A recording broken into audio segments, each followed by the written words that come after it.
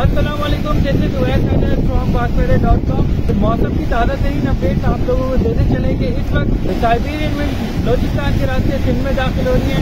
Expectation यही है कि आइंदा आने वाले 24 घंटों के दौरान सर्दी की शिद्दत में मुल्क भर में इजाफा देखने को मिलेगा।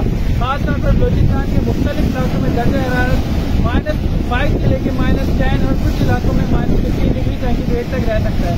खासतौर पर north west Balochistan, western Balochistan में दर्जा हरारत ज़्यादा गिर जाएगा। सिंध की अगर बात करें तो सिंध के नॉर्थ वेस्टर्न और वेस्टर्न इलाकों में दर्जा हरारत 0 और -1 डिग्री सेंटीग्रेड तक रह सकता है। कराची, हैदराबाद और ठट्टा में दर्जा हरारत 3 से 5 डिग्री सेंटीग्रेड रहने का इम्कान है।